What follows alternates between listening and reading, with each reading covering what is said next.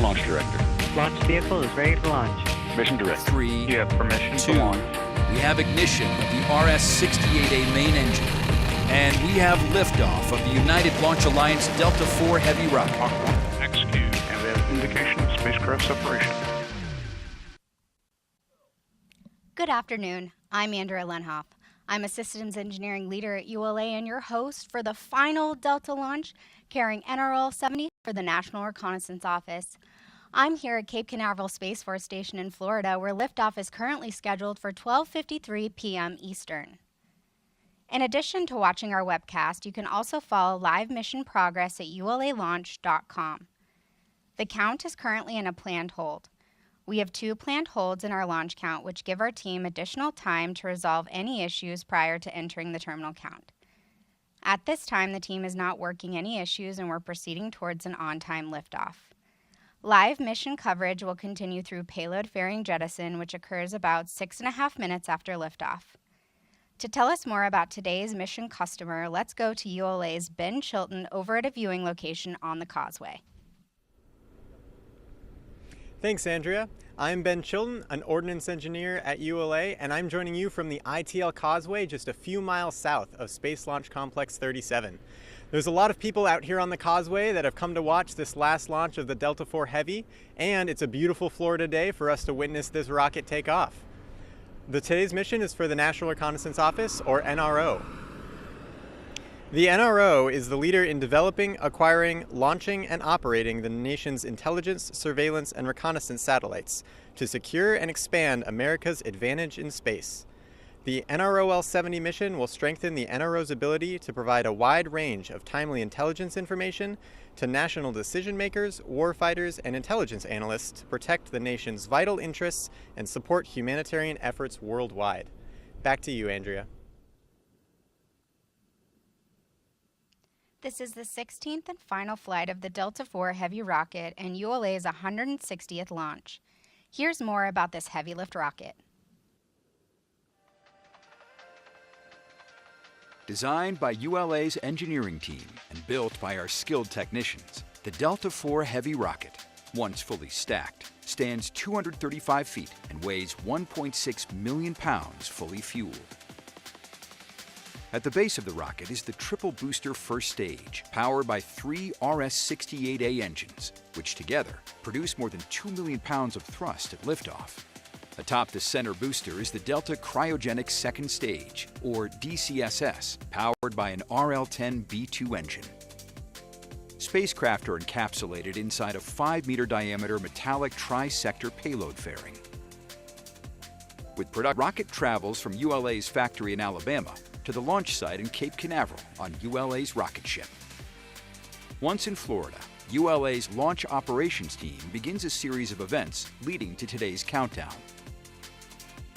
The process begins by transporting and lifting the booster and DCSS onto the launch table at Space Launch Complex 37. Then, the encapsulated payload fairing is lifted and mated to the DCSS.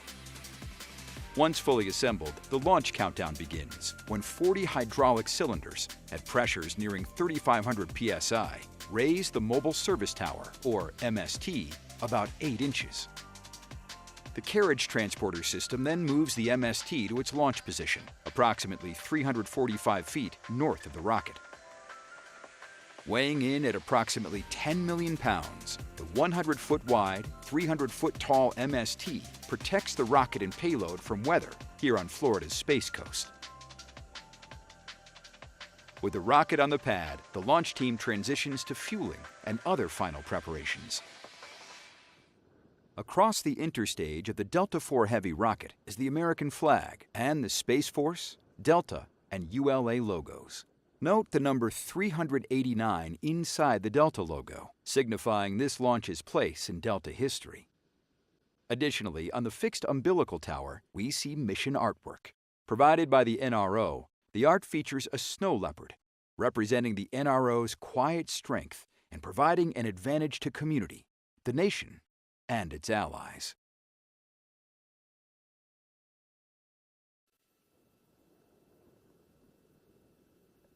L minus 25, T minus 10. PNE, Elsie. Go ahead. Proceed with final pneumatic preps. Roger.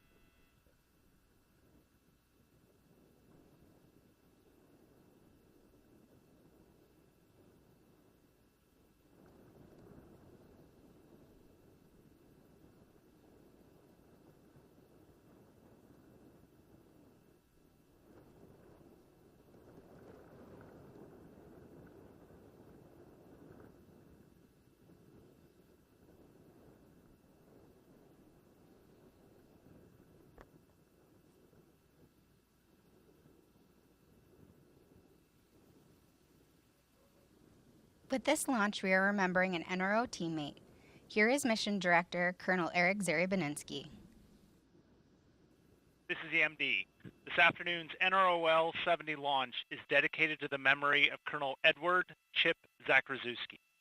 Chip dedicated his career to the advancement of space launch and to the success of NRO missions. He was a fierce advocate and leader for the Office of Space Launch and in the broader space launch community. Chip was the OSL director for the first Delta IV Heavy launch, so it is only fitting that the last Delta IV Heavy launch is dedicated to him. To our leader, mentor, and friend, Godspeed, Chip. MD out.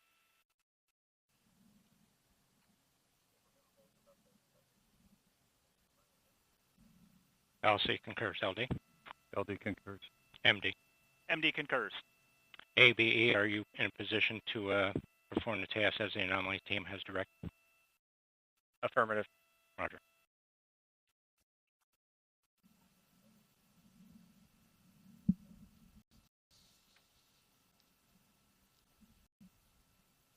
T-minus 8 minutes.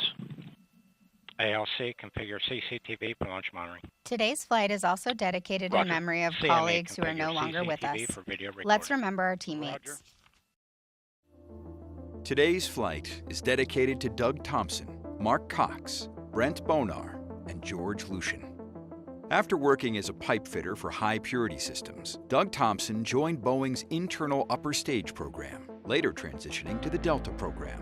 Doug supported many Delta rockets and facilities during his career, including Delta vehicles launching from the Cape's Slick 17 and Slick 37 and Vandenberg's Slick 6, in addition to solid rocket booster and payload facilities and the machine shop. In his personal time, Doug and family traveled throughout Florida and Georgia, enjoying his passion for motorsports, including drag racing the '63 Corvette he built himself. He will be missed. As a U.S. Army veteran, Mark Cox began his aerospace career in 1984 at McDonnell Douglas, then Boeing, and eventually ULA. Following his transfer from ULA's Pueblo site to the Decatur, Alabama factory, Mark was instrumental in establishing the metrology lab there and in standardizing measurement and test equipment calibration across all ULA sites. He was respected by his peers throughout the industry and developed many personal relationships over the years, always resilient and positive. Mark encouraged his teammates to face adversity while continuing to care for others. He will be greatly missed. Godspeed, Sergeant Cox. Brent Bonar joined Aerojet Rocketdyne as a space propulsion mechanic in 2006 and contributed to the safe delivery of nearly every RL-10 engine through his last mission, NROL 68, in 2023.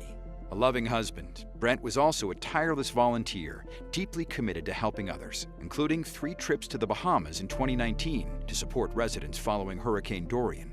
This effort led Mark to logging more than 600 volunteer hours and being recognized as Aerojet Rocketdyne's 2019 Volunteer of the Year. Brent was kind and generous and a role model to many people. He will be missed.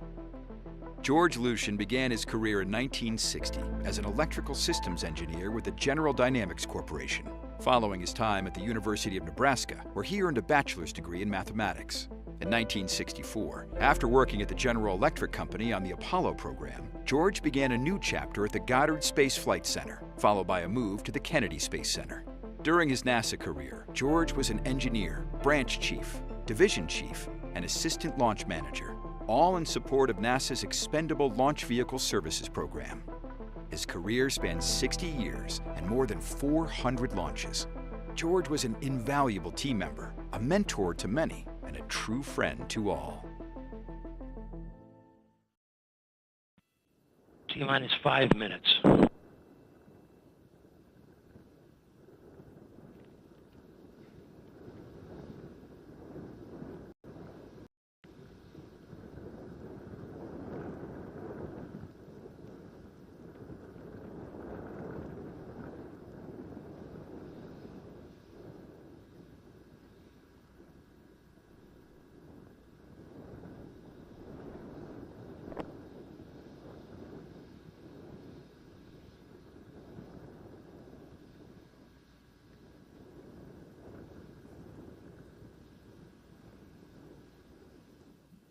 This is Delta Mission Control at T-minus 418.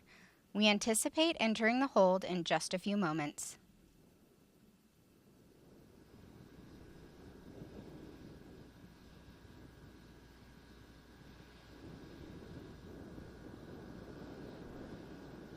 T-minus 4 minutes and holding. This is a 15-minute built-in hold. LC switch to not ready position.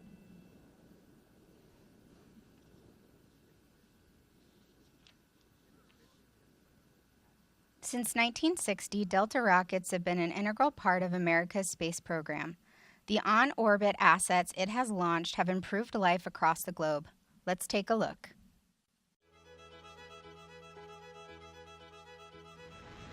Following more than 60 years lifting historic missions to space and becoming a pillar in American rocketry, the Delta program is coming to a close with its final launch.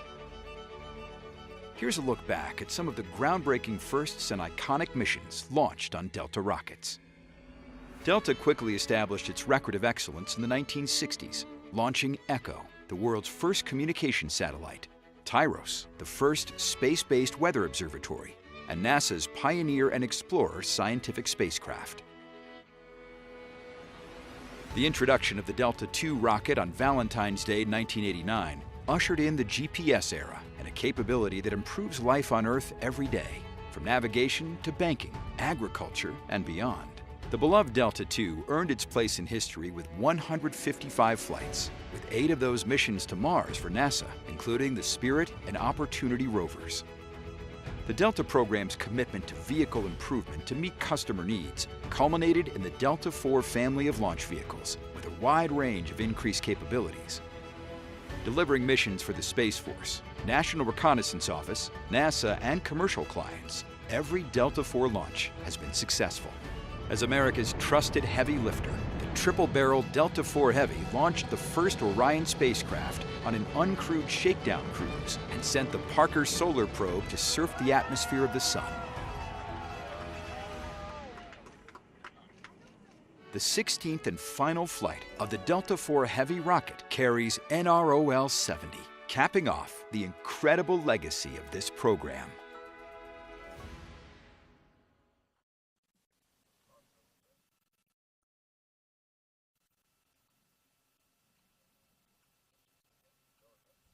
The Delta program has been an important part of many of our employees' careers. We recently spoke with employees about what the Delta rocket has meant to them.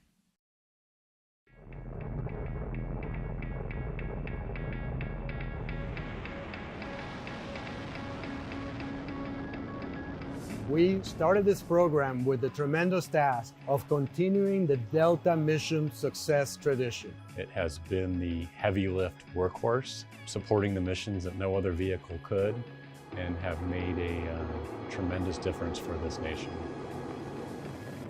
The assets that we launch with Delta are crucial to our warfighter and have really allowed us to sustain our capability not only in space, but also just on the ground and keeping the entire world in a better place. That ability to impact the nation in what we can do, our technologies, as well as our reach into space. It's just an honor. There's no other way to say it. Look at what we as part of the team have done to improve life on Earth. All things to be extremely proud of. The first launch, you kind of kept your fingers crossed and your toes crossed. We all stood out in the main part of the factory here and watched it, and it's just something that you do and say whatever makes you comfortable for that very first launch. Watching the Delta IV Heavy right outside the door of the Delta Operations Center and feeling the vibration and just amazement. I was at the launch site in the dock for the NRL 26 mission, and the experience when that thing lifted off of the acoustics, hitting that facility and literally seeing the windows flexing from the acoustics of that liftoff was something I will never forget. I've been down to the launch site, been on the pad, been on cranes up and down a heavy vehicle, been able to support on console, and been part of the day of launch activities.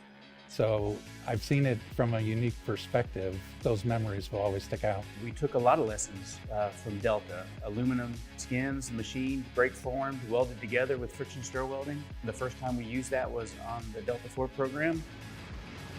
One lesson learned from Delta 4 that will stick for our future launches is our record of mission success and our focus on mission success, making sure that all of our launches accomplished what we wanted and delivered the payload for our customers.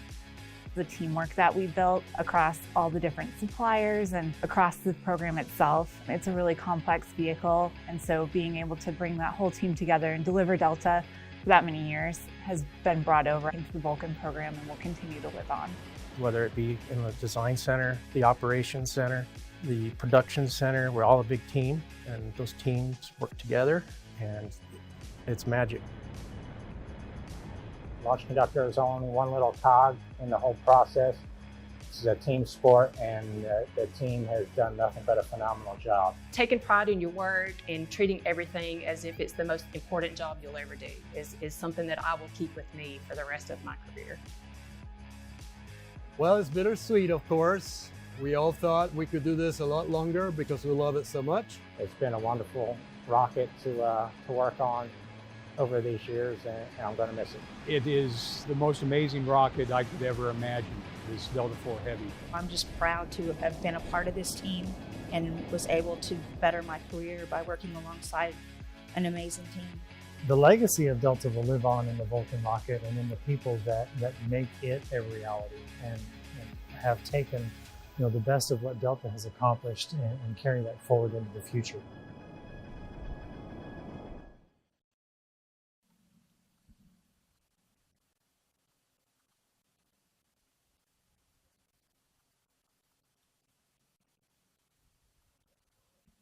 After liftoff, the Delta IV Heavy will head east from Space Launch Complex 37. Here's a look at today's ascent.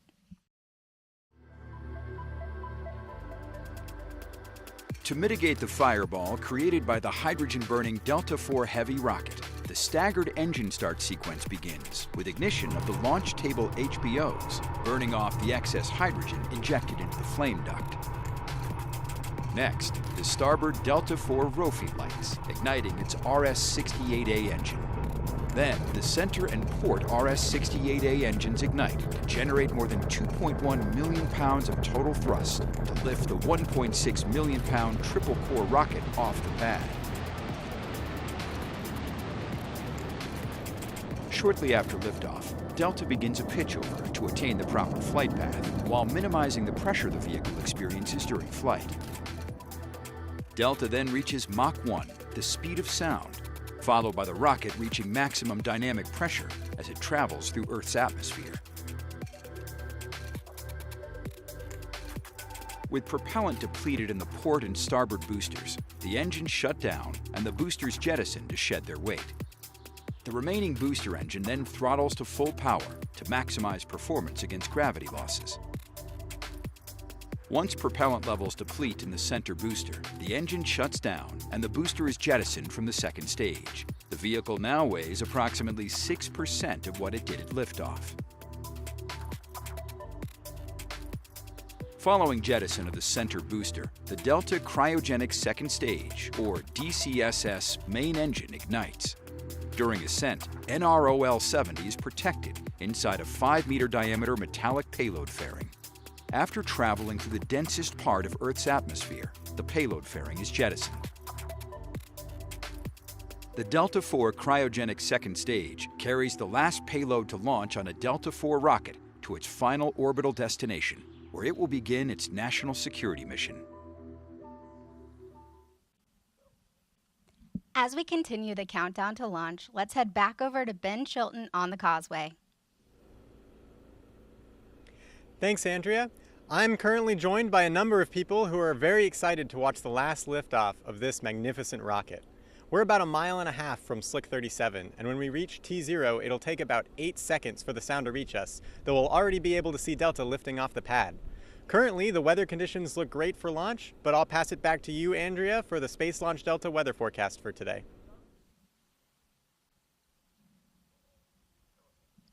Thanks, Ben. The forecast for this afternoon's launch is looking good. The probability of violating launch constraints is 10%. Ground winds are 14 to 22 knots out of the southeast, and the temperature is 74 degrees Fahrenheit. Our primary concerns for launch today are ground winds and the cumulus crowd rule violation. RLM, verify red line monitor and vent table are in the correct configuration per terminal count. Verified. L-minus 9 minutes. Performing a hold authority comm check. LSIC RF. Loud and clear. Loud and clear as well. ATD. ATD copies loud and clear. Loud and clear as well. Comm check complete. Launch on time verified. Roger.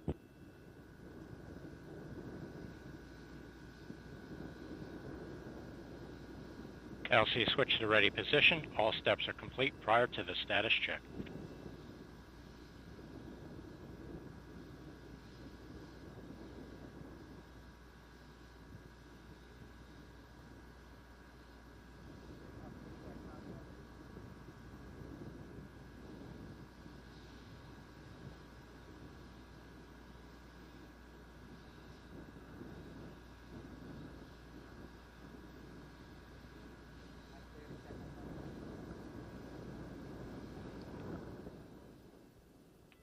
L-minus 8 minutes. We remain in the planned 15-minute hold as we continue towards liftoff.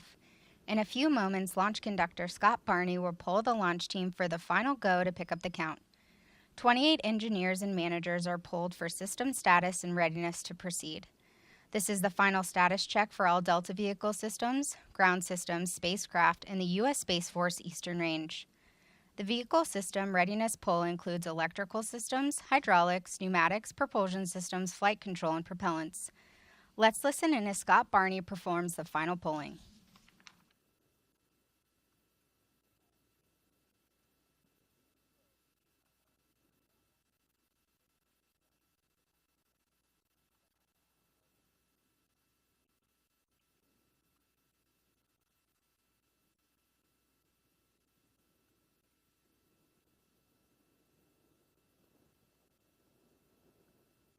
L-minus 7 minutes. Status check to proceed with terminal count. First stage systems, propulsion. Go. Hydraulics. Go. Locks. Go. LH2. Go. Second stage systems, locks. Go. LH2. Go. Electrical systems, airborne. Go. Ground. Go. Facility. Go. RFFTS. Go. Flight control. Go. COM. Go. GCQ. Go. Operation support. Go. Pneumatics. Go. Umbilicals. Go. HASGAS. Go. ECS. Go. Red line monitor. Go. Mechanical engineering advisor. Go. Quality. Go. Ops safety manager. Go. ULA safety officer. Go. Vehicle system engineer. Go. Anomaly chief. Go. Range coordinator. Clear to proceed. Launch director. Launch vehicle is ready to launch. Mission director. You have permission to launch. Proceeding with the count. L-minus 6. ALC verify T0 is set or at 16:53 Zulu. Verified. Pulling is MEQ, complete establish and the swing arm team lock is pins go full. for launch. From T-minus 4 minutes until liftoff, you'll hear Scott Barney and the team performing the final steps in the countdown procedure. Several critical activities occur in the final minutes before launch, including verifying fuel tank levels and pressures in the 3 boosters and DCSS, in addition to arming the flight termination system. At T-minus 1 minute, the Range Operations Commander confirms the range is in a green condition for launch. At T-minus 15 seconds, the launch table HBOs at the base of the rocket are ignited to burn off excess hydrogen. At T-minus 7 seconds, the starboard engine is ignited.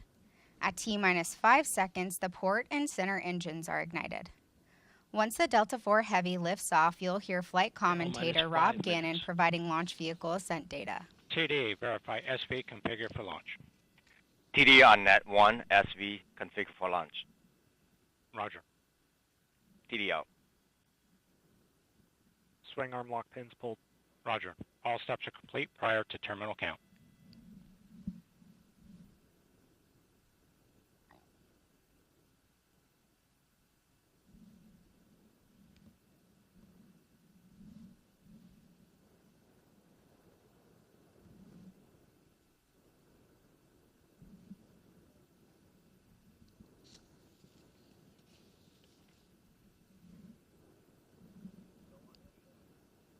This is Delta Mission Control at T-minus 4 minutes. We anticipate releasing the hold in just a few moments.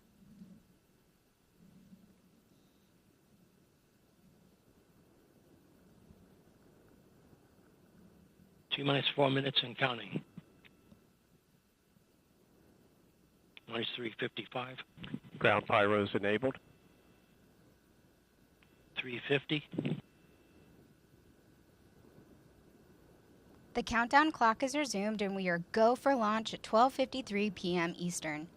With liftoff approaching, we're raising the volume on our launch team so you can hear the final preps taking place. Minus 332.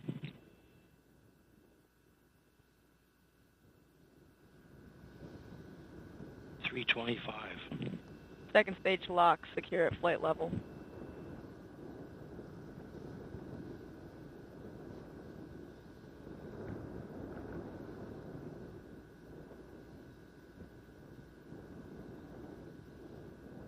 Minus 307.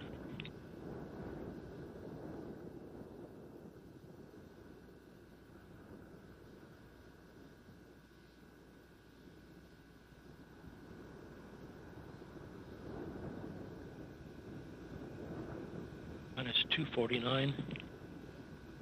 FTS internal.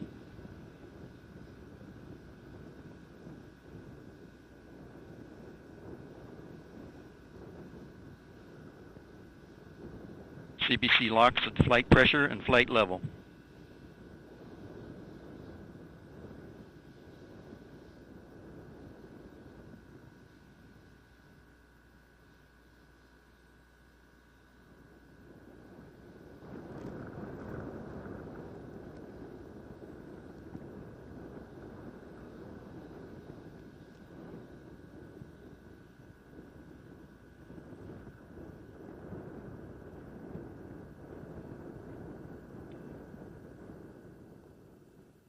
T-minus 2 minutes. The rocket, payload, ground systems, and eastern range are go for launch. Vehicle internal.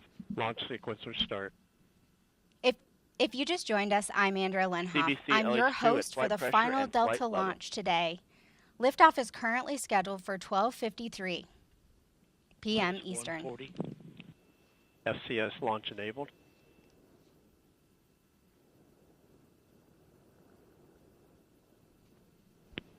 FTS armed.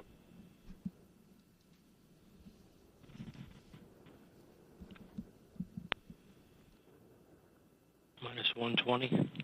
OCUs armed. FCS count started.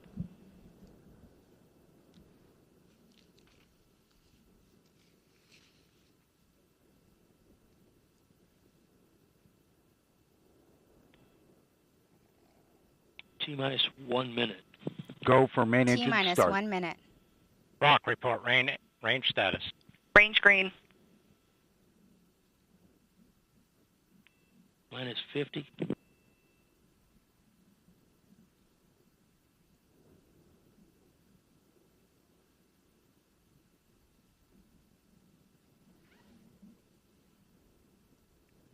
Second stage LH2 secure at flight level. Minus 30. Status check. Go Delta. Go NROL 70.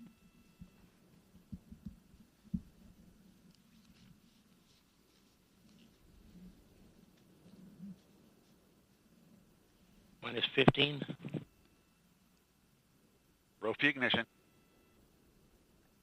10. T-minus Pressure start. 10, 8, 9, 8, 7, 5, 6, 4, 5. We have ignition. 2, 1. Liftoff. And liftoff of the final United Launch Alliance Delta IV Heavy rocket, carrying NROL 70 for the National Reconnaissance Office and closing Delta's 6-decade legacy of excellence in space.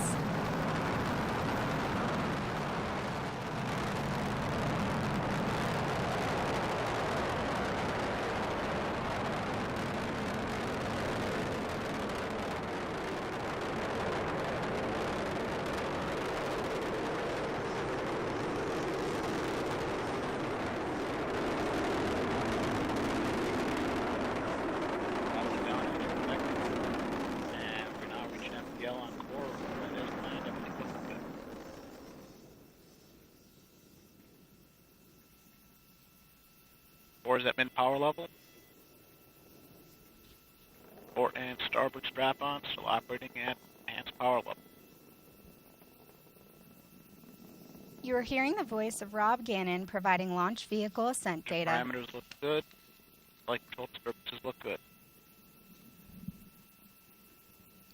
And we have fired the isolation pyro valve on second stage reactor control system. First step in readying that system for operation. Continue to look good. And we've passed through Mach 1 and Mach 2. Normal disturbances there, everything looks good. All three boosters operating as expected.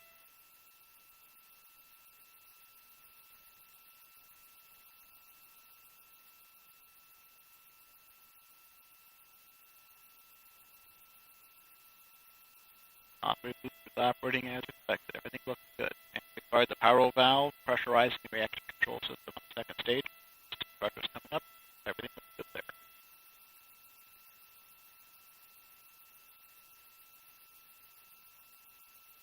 What we're looking for is going to closed loop guidance. After 3 or 4 seconds. And we've started closed loop guidance. Vehicle maneuvering as expected. All three engines continue to look good.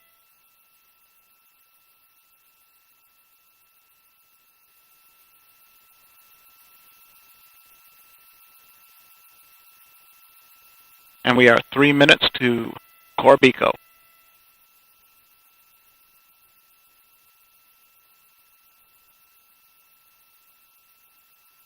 And the vehicle is now 1/2 its liftoff weight.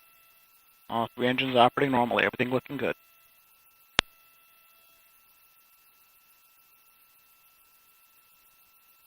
And the vehicle's now 29 nautical miles in altitude, 64 miles downrange, traveling at 5,300 miles per hour. Everything continues to look good. And we've just passed through the Kármán line, reaching 100 kilometers in altitude.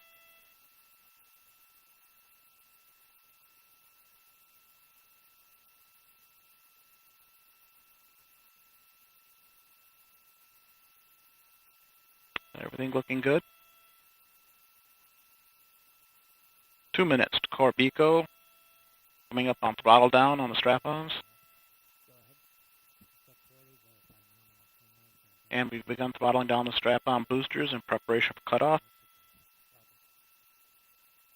We've now achieved min-power level on the strap-ons. And cutoff. We have cutoff port and starboard boosters coming up on strap-on, and we have strap-on separation. Disturbances look good. Throttled up the core booster. We're now at EPL on the single stage booster. And we've re-enabled steering following separation of the strap-ons. Everything looking good. We just heard confirmation of port and starboard booster jettison. We have about 1.5 minutes until we reach our next mission event, booster engine cutoff. On the RL-10.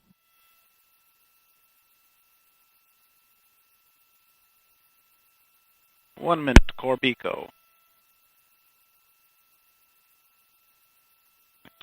Housing temps respond as expected on the RL-10, and we've started LH2 boost phase chill down. Housing temps responding as expected. Flight control disturbances are small, and the core RS-68 continues to operate as expected.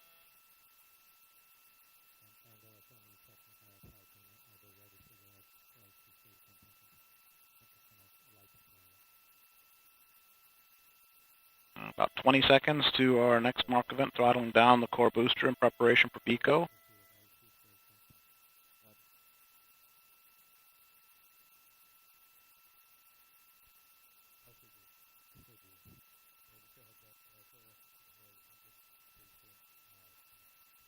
And core booster is throttling down, coming up on booster engine cutoff.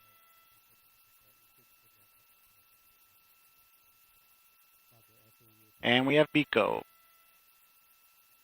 Cutoff on the booster, everything looking good.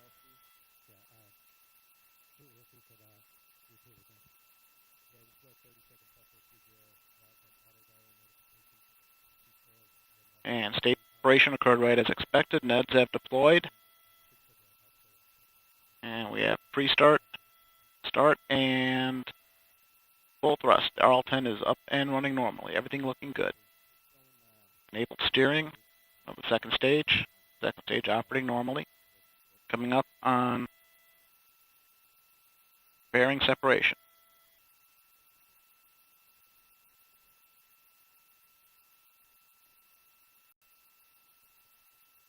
About 10 seconds away from fairing sep.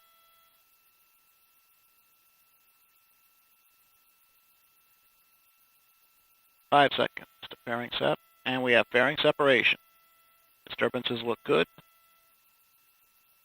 Upper stage is operating normally. And once again, steering has been re-enabled after the separation event.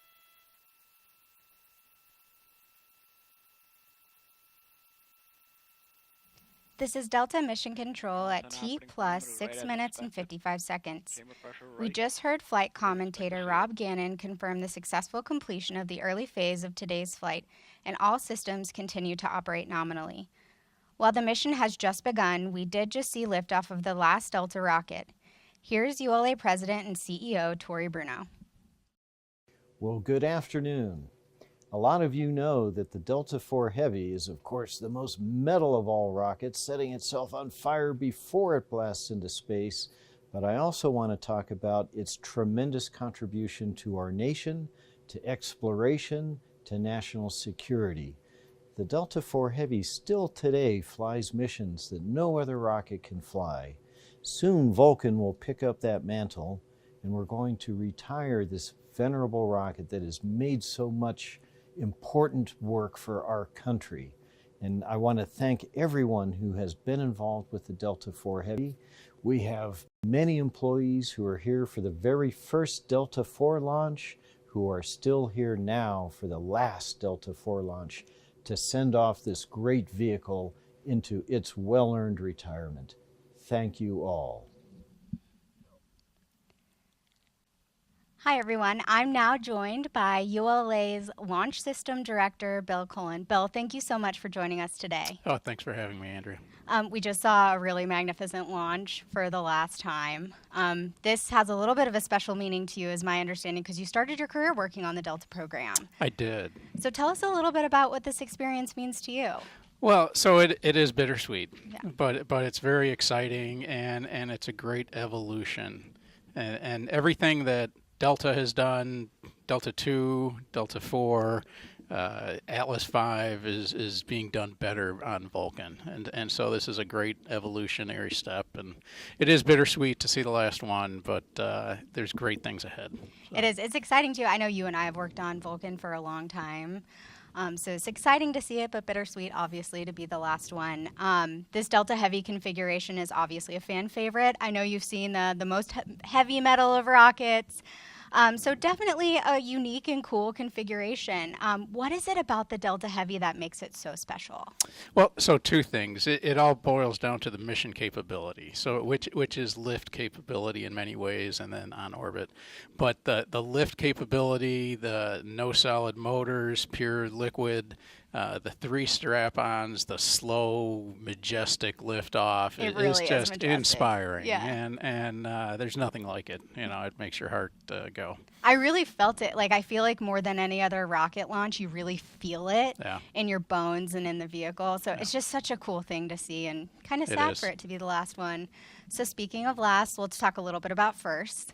So earlier in January, we experienced our first Vulcan rocket. Went off pretty flawlessly, in my personal opinion, which is kind of a big deal for the first one. We also have an exciting time coming up with the first crew flight test coming up here very shortly, actually. So with all those firsts, you know, we are looking at one of our lasts with the Delta configuration in the Delta Heavy. So what would you say was this program's greatest accomplishment? The greatest is hard to pick. Just pick one. Or a handful. So if you look at all the national security things, intelligence, the GPS constellation, everybody uses GPS, right? And you know, the mapping capabilities. I mean, you want to know where you're driving. You want to see what what your house looks like in satellite view. Everybody can do that in part because of the satellites. And every day, we use it every day, right? Every day it's touched all of us. Yeah, it's amazing. It's such a cool thing. I mean, working at ULA, you know, just to be a part of that small experience that we have here, but know the huge impact that it has. I mean, just an exciting time. Yeah, we're enablers. We are enablers, and we work on rockets, which is really cool. Yeah. Well, Bill, that's all the questions that I have for you today, but I do appreciate you joining us, and just really thank you for being here for this exciting last, and looking forward to a year of firsts for us and many, many more coming here in the future. Absolutely, to mission success. Great. Thank you so much. Yep. Well, we're just about to log up here for today, but before we do, I do want to thank Ben Chilton and Rob Gannon for their support of today's broadcast.